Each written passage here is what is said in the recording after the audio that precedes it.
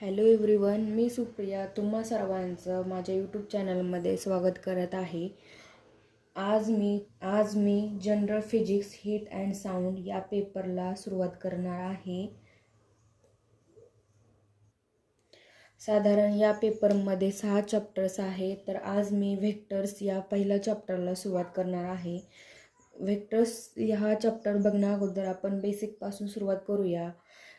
What is physical quantity? Physical quantity म्हणजे काय? All those quantities which can be measured. All those quantities which can be measured म्हणजेच ज्या quantity major करता येतात त्यालाच physical quantity असे म्हणतात. There are 2 types of physical quantity. Physical क्वांटिटीचे 2 टाईप्स आहेत. तर ते कोणते आहेत? एक म्हणजे स्केलर क्वांटिटी, दुसरी म्हणजे vector quantity.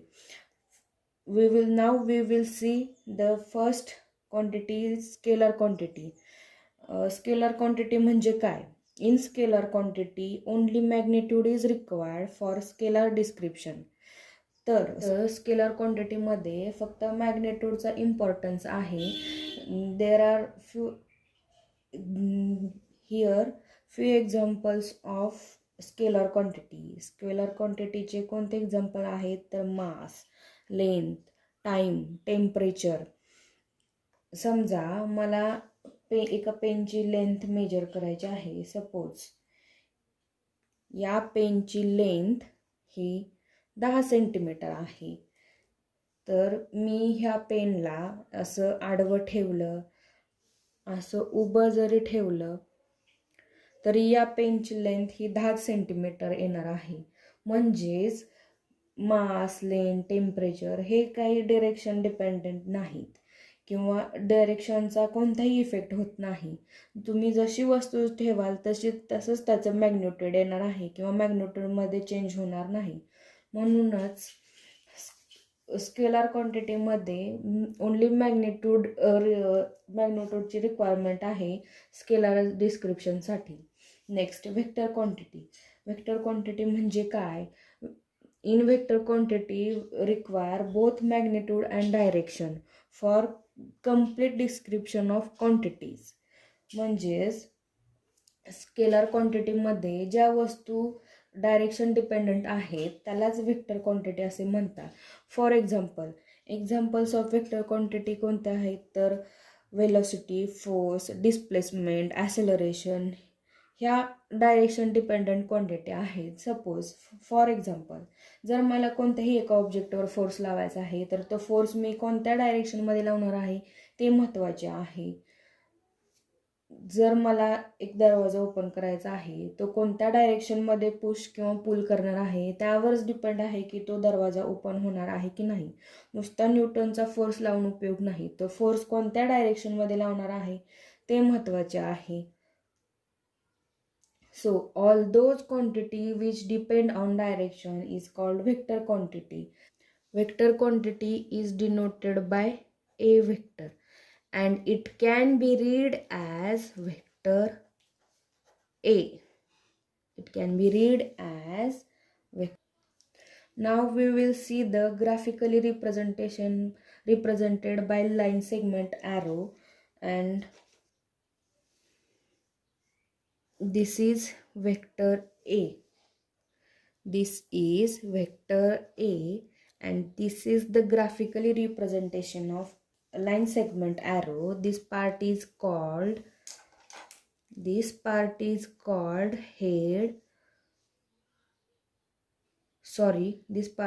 called tail or origin of vector and this part is called head or tip of the vector. Again, this part is called tail or origin of vector and this part is called head or tip of the vector. This is a graphically representation of line, segment, arrow. Now we will see the types of vector.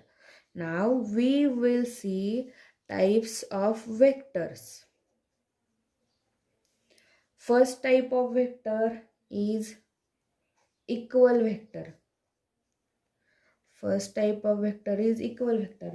What is equal vector? Equal वेक्टरमध्ये असे दोन vector त्यांची direction आणि magnitude ही same असणार. In equal vector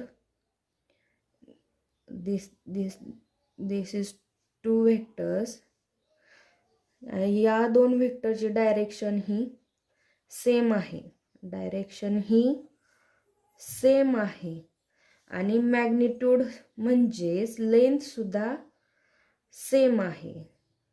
तर equal वेक्टरमध्ये काय असतं तर असे दोन वेक्टर की त्यांची डायरेक्शन आणि मॅग्निट्यूड ही सेम असते. तर इथं डायरेक्शन आणि मॅग्निट्यूड हे सेम आहे म्हणून यालाच इक्वल वेक्टर असे म्हणतात. Now second type of vector is unequal vector. Unequal vector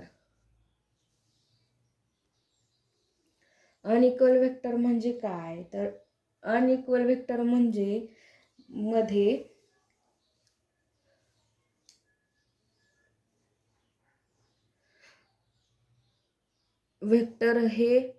वेक्टरची डायरेक्शन ही अपोजिट असते, वेक्टरचे डायरेक्शन ही अपोजिट असते पण मॅग्निट्यूड हे सेम असतं. मॅग्निट्यूड काय असतं सेम असतं आणि डायरेक्शन ही अपोजिट असते, डायरेक्शन ही अपोजिट असते. So in unequal vector or anti-parallel vector, anti-parallel vector magnitude is same and direction is opposite. Now third type of vector is co-initial or concurrent vector. कोइनिशियल और concurrent vector. तर कोइनिशियल और concurrent vector मध्ये काय होतं तर this is the origin of vector, this is the origin of vector. ह्या origin पासून हा वेक्टर इकडे जाऊ शकतो, अपोजिट साईडला जाऊ शकतो, इकडं वरती जाऊ शकतो, इकडे खाली जाऊ शकतो. म्हणजेच वेक्टरचा ॲक्टिंग पॉइंट हा सेम आहे और स्टार्टिंग पॉइंट हा सेम आहे.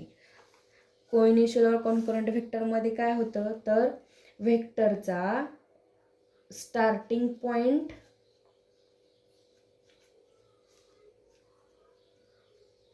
और acting point is same. So in co-initial or concurrent vector, starting point or acting point of vector is same. Now fourth type of vector, coterminal vector. Coterminal vector. Coterminal वेक्टरमध्ये काय असतं तर वेक्टरचा end point हा same असतो, म्हणजेच दोन वेक्टरचा एंड पॉइंट एकाच पॉइंटला होतो. So in coterminal vector end point is same. In coterminal vector end point of vector is same. Now fifth type of vector is negative or opposite vector. Negative or opposite vector हे same unequal और anti parallel vector सारखं आहे, फक्त एवढंच की negative और opposite वेक्टरमध्ये negative vector कसा लिहिणार आहोत ते सांगणार आहे. निगेटिव्ह वेक्टर कसा लिहिला जातो तर निगेटिव्ह ए वेक्टर असा लिहिला जातो आणि and read as negative A vector. Now sixth type of vector is parallel vector. Sixth type of vector is parallel vector. In parallel vector, magnitude of vector may be small or large, but direction is same. Direction is same.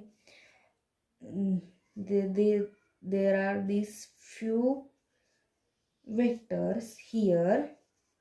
Magnitude of these vectors is small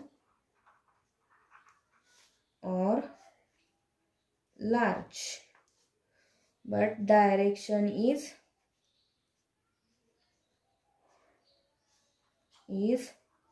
same. So in parallel vector, magnitude is small or large and त्यांची direction ही same आहे. एकाच direction मध्ये ते पुढे जातात. आणि angle between this two vector, parallel vector मधल्या दोन वेक्टर मधला अँगल हा किती असतो, तर तो 0 डिग्री असतो. किती असतो, तर 0 डिग्री असतो, कारण ते कुठेही क्रॉस होत नाहीत. उलट अँटी पॅरलल वेक्टर मध्ये वेक्टरची मॅग्निट्यूड सेम असते आणि डायरेक्शन सुद्धा सेम असते, पण वेक्टर हे असे पण असू शकतात, म्हणजेच ते पुढं कुठेही क्रॉस होऊ शकतात, ते कुठेही इंटरसेक्ट होऊ शकतात. त्याच्यामुळे त्यांचा angle between the two vector हा theta is equal to 180 degree असू शकतो. हा अँटी पॅरलल मध्ये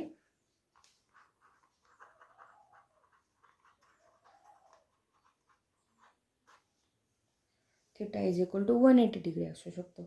नाव next type of vector is collinear vector. Collinear vector. Collinear vector मध्ये वेक्टर एकाच लाईन मध्ये पुढे जातात. एकाच लाईन मध्ये पुढे जातात. या direction is same. magnitude may be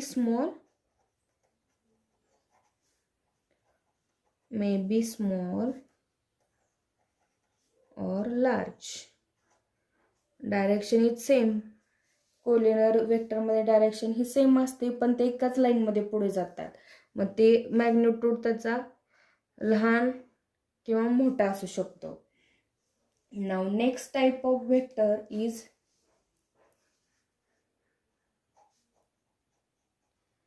coplanar vector. In coplanar vector, two vectors are always coplanar. कोणतेही दोन वेक्टर हे एकाच प्लेन मध्ये येतात.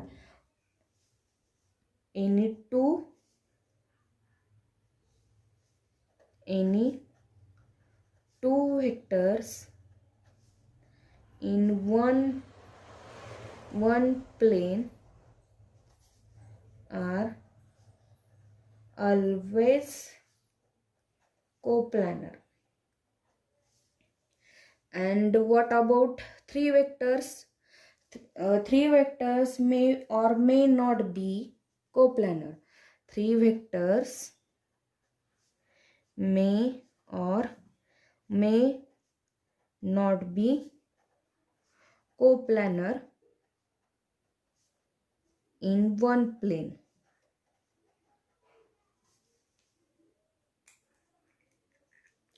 सपोज हा एक प्लेन आहे. या प्लेन मध्ये हे समजा हे दोन वेक्टर आहेत.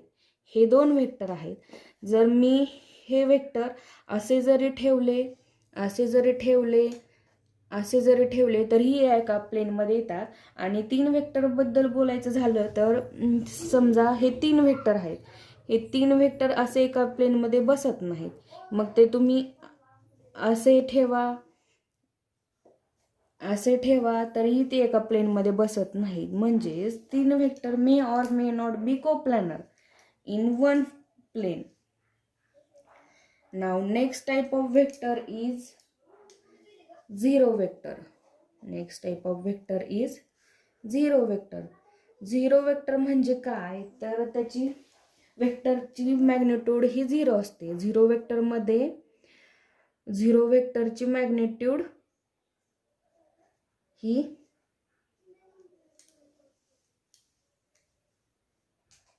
0 असते. आणि डायरेक्शन आणि 0 वेक्टरची डायरेक्शन ही कोणती असू शकते, म्हणजेच direction is arbitrary. Arbitrary means what? It can take any direction. In zero vector, direction is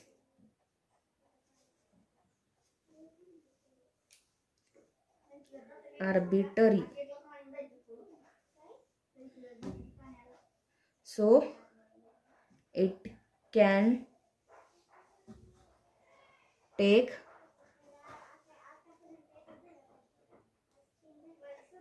any direction. Now last type of vector is unit vector. Unit म्हणजे काय, तर युनिट म्हणजे 1. युनिट म्हणजे 1 आणि युनिटची मॅग्निट्यूड म्हणजे सुद्धा 1. म्हणजेच युनिटची मॅग्निट्यूड व्हॅल्यू सुद्धा it's magnitude is also 1. What is the use of unit vector? The use of unit vector in physics to show the direction. कशासाठी यूज केला जातो युनिट व्हेक्टरचा, तर ॲक्सिसची किंवा त्या व्हेक्टरची डायरेक्शन दाखवण्यासाठी यूज केला जातो. Now we will see the more deep information of unit vector. Unit vector कोणत्याही वेक्टरचा किंवा ॲक्सिसचा युनिट व्हेक्टर काढायचा असेल तर त्याचा फॉर्म्युला दिलेला आहे. असा आहे की कोणताही vector cap is equal to vector upon mod of vector. आणि ह्या मॉडची मॅग्निट्यूड किती असणार आहे, तर 1 असणार आहे. Magnitude is 1. Suppose this is a one plane. This is x-axis, this is y-axis, this is z-axis. Here I cap is unit vector of x-axis, j cap is unit vector of y-axis, k cap is unit vector of x-axis, z-axis. So I cap is used to represent the direction of x-axis.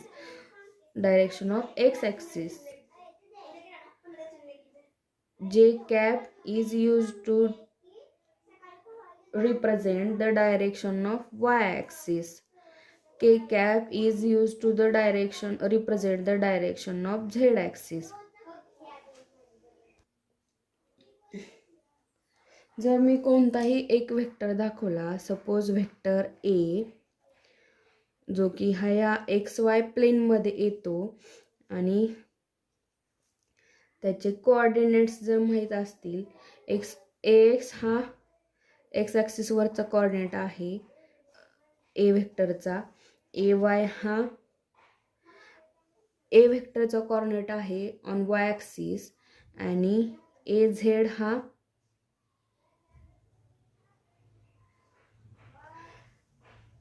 ए वेक्टरचा coordinate आहे on Z axis. तर हे सगळे coordinate माहीत असताना मी ए vector कसं लिहिणार, तर A vector is equal to AX I cap plus AY J cap plus AZ K cap. Here I J K काय दाखवतात, तर डायरेक्शन दाखवतात. कशाची डायरेक्शन दाखवतात, तर ॲक्सिसची डायरेक्शन दाखवतात. आणि AX AY AZ हे काय आहेत, तर मॅग्निट्यूड आहे. कशाचं मॅग्निट्यूड आहे, तर व्हेक्टरची magnitude in form of coordinates. So this equation is the orthogonal representation in form of XYZ. This equation is orthogonal representation in form of XYZ. So आजच्या लेक्चरमध्ये एवढंच. ओव्हरऑल आजच्या लेक्चरमध्ये आपण काय बघितलं तर फिजिकल क्वांटिटी म्हणजे काय, त्याचे 2 टाईप्स, स्केलर क्वांटिटी म्हणजे काय, व्हेक्टर क्वांटिटी म्हणजे काय. व्हेक्टर क्वांटिटीचे टाईप्स बघितले, equal vector, unequal vector, coinitial और concurrent vector, coterminal vector, collinear vector, negative और opposite vector, parallel vector, planar vector, zero vector, unit vector. थोडंसं युनिट व्हेक्टरबद्दल डीप इन्फॉर्मेशन पाहिली. जर तुम्हाला काही आजच्या लेक्चरबद्दल काही क्युरीज असतील तर तुम्ही त्या कमेंट्सद्वारे मला विचारू शकता. धन्यवाद.